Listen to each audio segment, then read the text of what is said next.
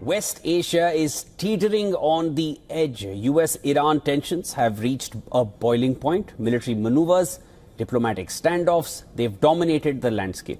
Are these dangerous final moves before an unstoppable conflict actually erupts? Our next story puts that into perspective. Take a look.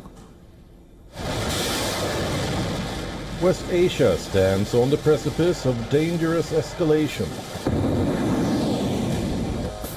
As tensions between the US and Iran are peaking, both nations are rapidly intensifying military preparations, with Iran's armed forces declaring full combat readiness.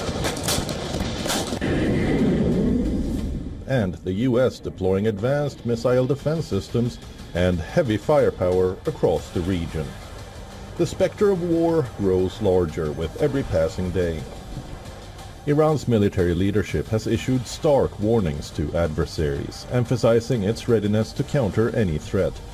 Brigadier General Alireza Sabahi Fard, commander of the Khatam al-Anbiya Air Defense Base, asserts that Iran's air defense capabilities, bolstered by indigenous systems, could surprise enemies. Recent upgrades in radar technology and over-the-horizon systems have significantly enhanced Iran's long-range surveillance and early warning capabilities.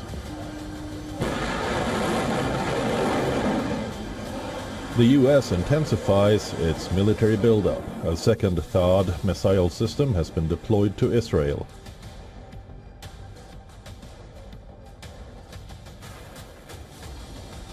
Alongside Patriot batteries and stealth bombers stationed at Diego Garcia, the USS Carl Vinson joins USS Harry S. Truman carrier group in the Persian Gulf, projecting power as tensions rise. Israeli Prime Minister Benjamin Netanyahu has rushed to Washington amidst growing uncertainty, while President Trump blames Iran for the October 7 terror attack on Israel. We had no problem with the Middle East. Everything was done. We had no problem with Iran. We had no problem with anybody. And then you had October 7th. And that was all because Iran, as you know, was not giving money to anybody because they had no money. Now they have a lot of money. So we'll see what happens. Moscow is hosting a Russia-China-Iran nuclear-related meeting.